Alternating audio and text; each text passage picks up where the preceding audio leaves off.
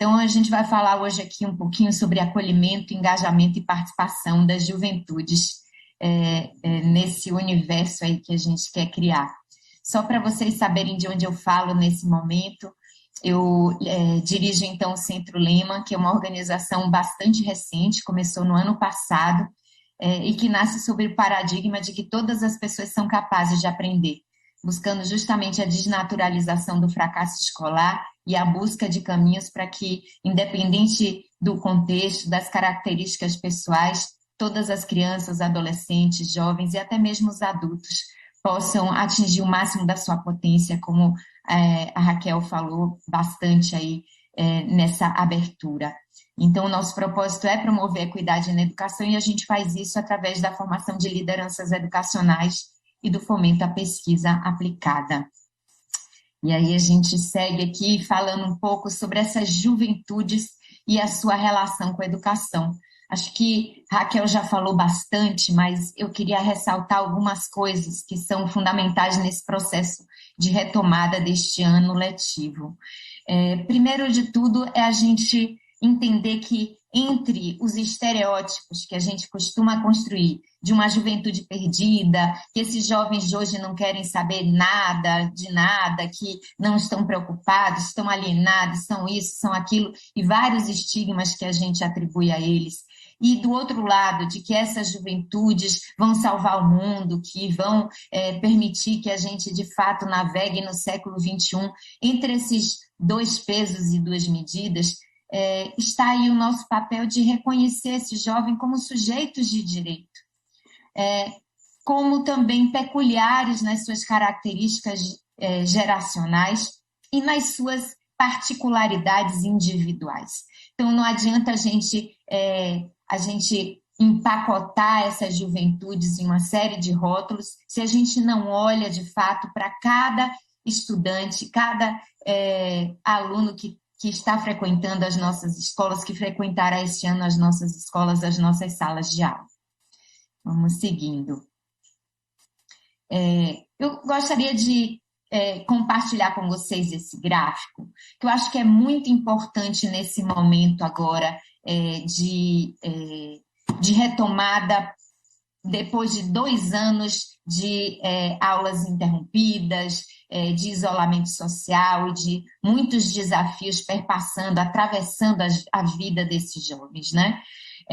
Essa linha azul é a linha que mostra o desenvolvimento cognitivo, intelectual, a capacidade mesmo acadêmica, digamos assim, dessas juventudes, que atinge o seu ápice. Ali já tem uma subida grande já no começo da adolescência, e aí, aos 15, 16 anos, já está no seu máximo de atividade de amadurecimento.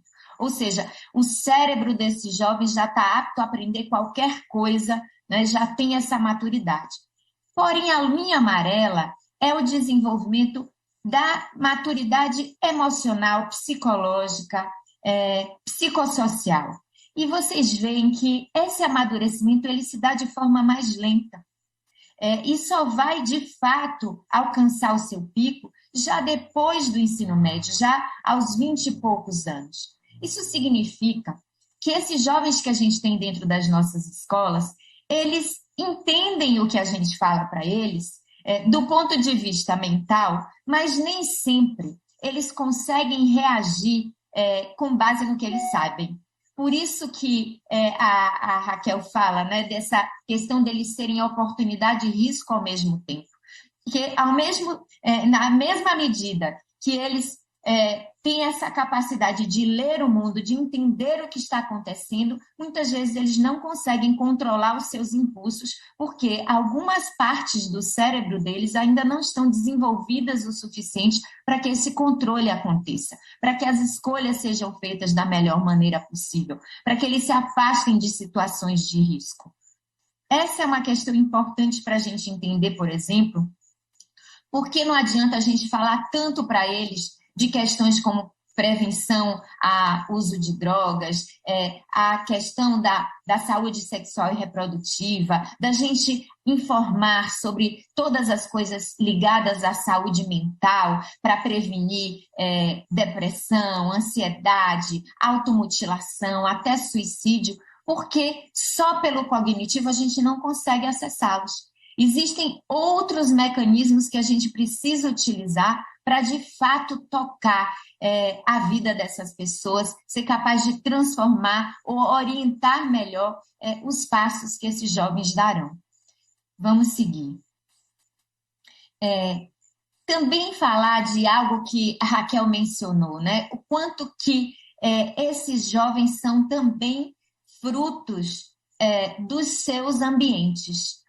Porque neste momento em que eles ainda não conseguem controlar os seus impulsos, mas o cérebro deles pede por sensações de prazer, sensações de divertimento, sensações fortes, há aí uma janela de vulnerabilidade muito grande. Então, eles estão buscando algo que seja intenso, e, ao mesmo tempo, eles não conseguem controlar o impulso, mesmo que eles tenham as informações necessárias. Isso significa que, de fato, o risco está presente. E, nesse momento, depois desses 2 anos, esse risco se intensifica. Inclusive, risco de deixar a escola, o risco de não conseguir ver prazer na aprendizagem, né? De ver sentido em continuar frequentando as salas de aula. Então, a gente tem algo aí que é um sinal de alerta, que a gente precisa considerar nesta retomada do ano letivo. Como transformar a escola em algo que possa ser tão relevante, tão significativo na vida deles, que eles vão, então, controlar seus impulsos e encontrar prazer dentro da escola, sem precisar buscar esse prazer em situações que sejam muito mais arriscadas para a sua vida pessoal, para a sua saúde, para o seu futuro.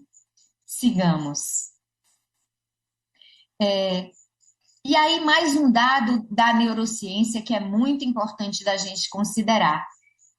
Esse estado da adolescência, que vai aí até os 18, 19 anos, ele tem um nível de plasticidade cerebral muito parecido com o da primeira infância.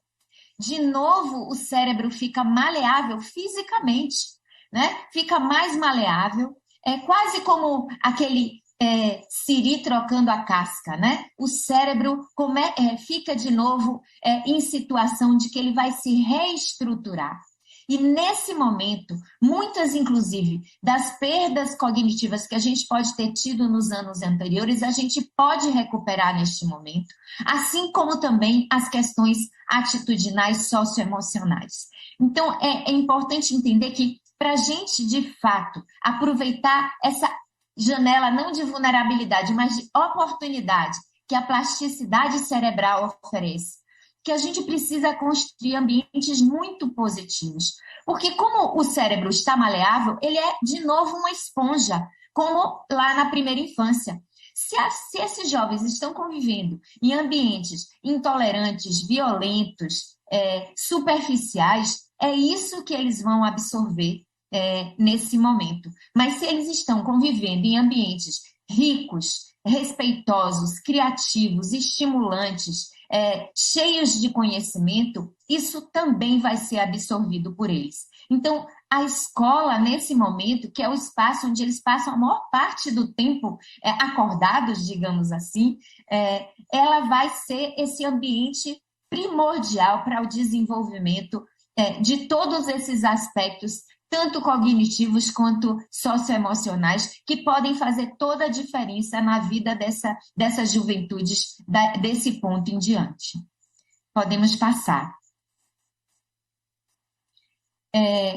Mas aí é que é muito importante a gente entender que essa é uma fase da vida que os conhecimentos precisam estar atrelados a uma série de outras questões que perpassam o tempo inteiro a vida dessas juventudes, que é essa própria questão da identidade, né? Assim como o cérebro está se recompondo, a identidade também está se construindo. Essa identidade que não é mais simplesmente o filho de alguém, o estudante numa escola XYZ, mas que eu começo a criar minhas individualidades, a fazer as minhas escolhas, a entender quais são as minhas características, minhas potências, minhas limitações, minhas aspirações e as minhas potencialidades, né? Então, é importante desenvolver isso cada vez mais, desse autoconhecimento nesse momento, inclusive para eles entenderem como a escola pode contribuir com tudo isso,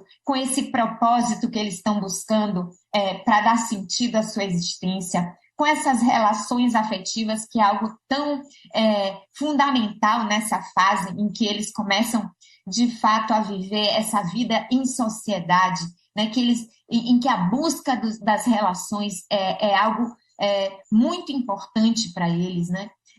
E que também essa escola vai desenvolvendo essa autonomia para pensar e para agir por conta própria, que vai ser tão fundamental para quando eles deixarem a escola, eles serem capazes de caminhar com as próprias pernas. Então, os estímulos que a gente vai dar, principalmente agora, onde após esse esgarçamento das relações, dos propósitos, dos sentidos, das perspectivas de futuro, que a gente possa retomar tudo isso nessa volta à escola, de fato, com essas discussões, né? Para que não seja uma volta estrito sensu de recuperação de conteúdos, mas que seja mesmo de recomposição da própria trajetória desses indivíduos, né? Do ponto em que pararam, que eles possam reconstruir também, construir novas pontes para o futuro desejado, apesar das dificuldades vividas no passado recente. Podemos seguir. Esse é um gráfico que eu acho muito interessante também dos estudos neurocientíficos, que vão mostrando como é que o cérebro desses jovens reage a diferentes estímulos. Isso foi um aparelho que foi colocado em alguns jovens durante uma semana, e eles para medir a atividade cerebral deles. E eles tinham que anotar, então, o que eles estavam fazendo em cada período do dia para se entender que estímulos geravam mais atividade cerebral ou menos atividade cerebral. Se vocês forem olhar a parte ali marcada em amarelo, em que a atividade cerebral é bem baixinha, né? Quase nada são as aulas expositivas. As aulas expositivas nesses jovens geraram baixíssima atividade cerebral, não provocaram, não ativaram o cérebro desses estudantes. Por outro lado, se a gente vai olhar grupos de estudo, atividades de laboratório, até os exercícios de casa, em que eles têm que assumir a liderança do processo, são eles os protagonistas do processo de ensino-aprendizagem, com realmente muito mais interação e interatividade, aí sim a atividade cerebral ela se intensifica. Então, não é que a gente está falando que a aula expositiva não funciona mais porque saiu de moda. É porque hoje a gente tem estudos que mostram que, pelo menos para essa geração já nascida no século XXI, o que funciona em termos de aprendizagem é, de fato, são essas metodologias, essas oportunidades, essas abordagens pedagógicas muito mais ativas e interativas.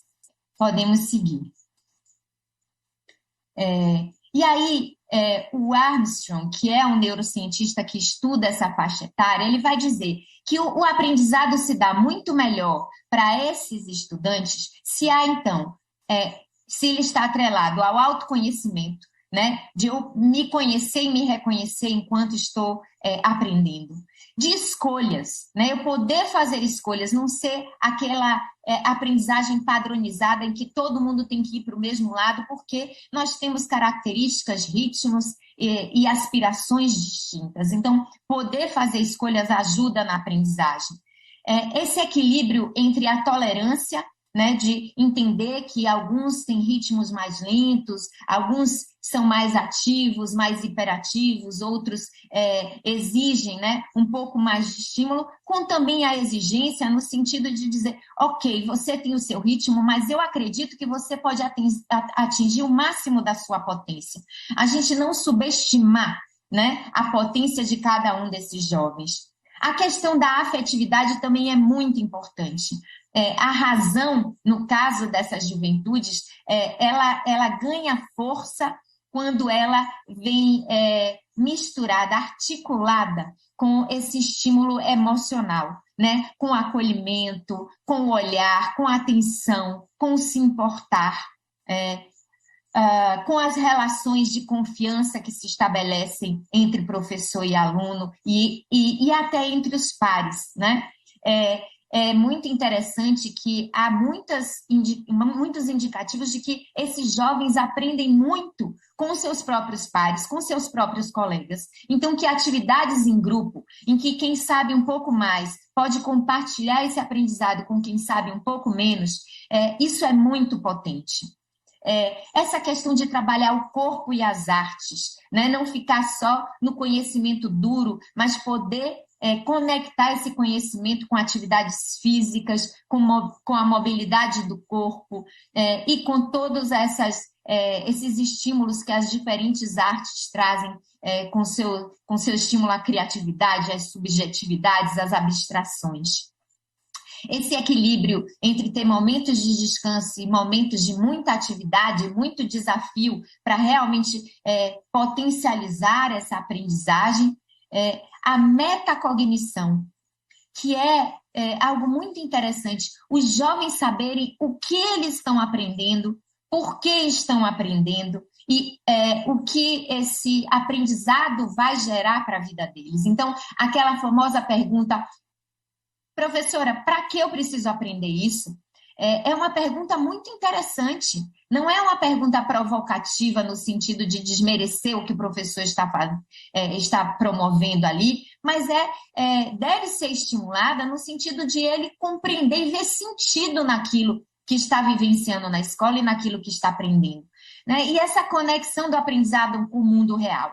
A abstração, nesse caso, pode ser muito difícil para eles de realizarem, então, a relevância, né, da experiência escolar. Então, essa conexão aí com o mundo real de, olha, vamos entender os fenômenos da vida, vamos entender o que está acontecendo no mundo à nossa volta e, a partir disso, aprender todos os conteúdos importantes, né, que a humanidade construiu, criou e que é direito de cada um e cada uma poder ter acesso a esses conhecimentos. Vamos seguir adiante, então, para a gente entender também o que esses próprios jovens estão falando em relação a como eles gostariam de aprender, né? E esse processo de escutar esses alunos é muito importante. E essa pesquisa que foi feita em 2019 vai falando que a grande maioria desses estudantes quer poder escolher pelo menos algumas disciplinas, né? Então, se 23%, 24% estão dizendo que querem ter um currículo organizado pela escola, seja para aprender mais, seja para ser mais feliz, mas se a gente for somar, os outros todos estão dizendo que querem, de fato, poder ou ter algumas disciplinas obrigatórias ou poder escolher atividades diferentes, né? Enfim, ter essa composição aí de também serem mais sujeitos da sua trajetória escolar. Podemos seguir com um pouco mais de informação sobre essa pesquisa, em que eles vão dizer que, além do português, matemática, ciências humanas ou da natureza, eles querem aprender mais sobre temas do cotidiano, sobre esportes de bem-estar, artes e cultura, política, cidadania, direitos humanos, né, sobre sustentabilidade, habilidades de relacionamento. Então, só 30% dizem que o que vai ajudá-los a aprender e ser mais felizes é o conhecimento estrito dos componentes curriculares. Todos os outros jovens querem aprender mais dessa escola, querem viver mais para além desses conhecimentos. Isso não é um desmerecimento, né, do que essas disciplinas, né, esses componentes curriculares trazem, mas é dizer que eles querem que a escola seja uma janela muito maior para que eles possam compreender e se capacitar para navegar neste mundo da contemporaneidade. E aí, seguindo um último slide sobre o que os jovens dizem, né? Então, atividades teóricas só é apontado como a melhor forma de aprender por 20%, 21% dos estudantes. Os outros todos estão falando de fazer projetos práticos, de participar de aulas baseadas em tecnologia, interagir com comunidade, fazer trabalho em grupo. Então, eles estão pedindo por uma variedade de abordagens pedagógicas e, como vocês podem ver, a maioria delas com eles participando ativamente do processo. E aí, então, seguindo, a gente vai pensar no que eles falam sobre o que eles esperam deste professor que vai fazer diferença na vida deles ou que vai garantir maior aprendizagem e mais felicidade na escola também. 40% deles reconhece que é saber explicar bem os conteúdos, o professor precisa saber explicar bem. Mas, além disso, eles dizem que tem que propor diferentes atividades pedagógicas, que tem que saber estimular o aluno a se questionar e buscar conhecimento, né? O tal do protagonismo estudantil, que tem que ser acolhedor e ter uma boa relação com os alunos. Essas todas são coisas igualmente importantes para esses estudantes, além de muitas outras que estão aqui. Passando adiante, a gente vai ver, então, o que tudo isso traz para a gente de referência nessa retomada pós-pandemia. Eu não falo do pós-final da pandemia, mas pós a ocorrência da pandemia, né? Quando as relações se esgarçam, quando a esperança, de alguma forma, ela fica comprometida, quando o próprio sentido da escola, de alguma forma, é questionado. Então, vamos entender como é que essas coisas podem, essas questões que eu abordei antes, podem nos ajudar nesse processo de retomada. Passando para o próximo slide. A primeira coisa que acho que é muito importante nessa retomada é a gente pensar esses cuidados com a saúde física que a gente ainda precisa ter, né? De guardar o distanciamento, de usar máscara, de usar o álcool em gel, de ter esses cuidados como uma oportunidade riquíssima para a gente falar de autoconhecimento e fazer com que esses jovens possam cuidar melhor de si, da sua saúde e da saúde dos companheiros. Então, ao cuidar da gente para prevenir a contaminação por Covid-19, pelo coronavírus, a gente pode tratar de diferentes assuntos ligados a bem-estar, a gente cuidar da nossa saúde, evitando diferentes situações de risco que, assim como o coronavírus, também ameaçam a nossa integridade física, né? É uma oportunidade da gente trazer os jovens para não serem só cumpridores de normas estabelecidas pela escola, mas serem agentes promotores dessa norma, né? Deles serem embaixadores desses cuidados essenciais com a saúde, deles desenvolverem campanhas na escola para promover esses cuidados com a saúde, eles que já manipulam tantas as redes sociais, as mídias, eles poderem criar campanhas para mobilizar seus colegas para esse cuidado, não só do coronavírus, como eu falei, mas de todos os aspectos ligados a essa integridade física, é uma oportunidade incrível nessa retomada. Com relação aos cuidados com a saúde socioemocional, né, com a saúde mental, não dá para a gente retomar as aulas fazendo de conta que nada aconteceu, ou só recompondo a aprendizagem do ponto de vista cognitivo, acadêmico. Muitas coisas aconteceram na vida desses estudantes ao longo desses últimos 2 anos e a gente precisa, de alguma forma, observar, conversar sobre isso, endereçar essas questões. Claro que a gente não está falando de fazer um trabalho de psicólogo ou um trabalho de terapia, mas essas questões precisam ser conversadas, né? O que aconteceu com a gente ao longo desse período? O que se transformou? Que medos eu carrego? Que esperanças eu tenho? Como superar tudo isso? Numa discussão rica, em rodas de conversa, com os colegas, com os professores, trazer alguns textos, alguns vídeos que possam abrir aí essas discussões, criar ambiente seguro para que essa conversa aconteça, porque às vezes esses estudantes estão vivendo algumas coisas achando que são questões exclusivas dele, e tem vários colegas passando pela mesma situação, às vezes até os próprios professores estão passando por isso. São pessoas que perderam entes queridos, são pessoas que se viram ameaçadas, né, que viram a finitude muito de perto numa idade muito, muito nova. Então, como que a gente, de fato, cria ambiente na escola para que essas conversas aconteçam, as conversas francas e honestas aconteçam, né? Depois, a própria questão da recomposição da aprendizagem, ela é uma oportunidade para a gente experimentar novas abordagens pedagógicas, para a gente entender como é que a gente pode, de fato, proporcionar outras experiências dentro da escola para os estudantes. Vai ser difícil eles retomarem tudo isso, voltando a tudo que eles não gostavam antes, né?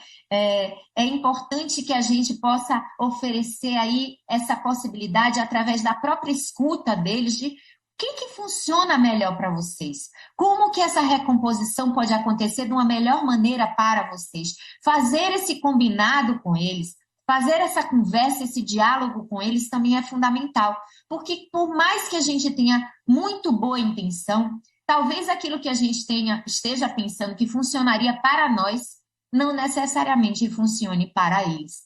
Então, buscar esse canal de co-construção, né, dos caminhos pedagógicos junto com esses estudantes, inclusive através de um diagnóstico fino de para saber em que pé cada estudante está, para que a gente possa oferecer estímulos diferenciados para alunos que têm necessidades também específicas, aconteça. Né? A gente vai se deparar nessa volta com um nível de heterogeneidade em cada sala de aula que talvez a gente nunca tenha vivido. E olha que as classes sempre foram heterogêneas, principalmente nas escolas públicas brasileiras. Mas agora, depois desses 2 anos, a gente tem gente que conseguiu acompanhar todas as aulas, outros que não acompanharam qualquer aula que seja no remoto, né? E gente que conseguiu aprender mais, gente que não teve a mesma facilidade, a gente precisa, de fato, ter esse olhar cuidadoso para tratar diferente os desiguais, para realmente não pasteurizar as soluções e poder, de fato, oferecer trajetórias mais adequadas à necessidade de cada um. E, por fim, essa recomposição da comunidade escolar. Porque, para que tudo isso aconteça, a gente vai precisar recosturar, digamos assim, o tecido social da escola, né? Esse que se esgarçou aí por conta da gente ter ficado tanto tempo sem se relacionar, ou se relacionando à distância ou remotamente. Como que a gente reconstrói os combinados da escola, como que a gente repensa as nossas relações, como que a gente cuida desse ambiente para ser um ambiente solidário, acolhedor, inclusivo, que de fato estimula, engaja e gera protagonismo, não só entre os estudantes, mas também entre os profissionais da educação. Seguindo adiante, por isso mesmo, é muito importante que nesse acolhimento para o engajamento, então, acolhimento que não só abraça esses estudantes e esses profissionais da educação nessa retomada, mas gera a motivação necessária para que o ano comece já com boas perspectivas, né, de retomada, é preciso muita atenção. né? Esse olhar, essa escuta, essa sensibilidade, esse diálogo.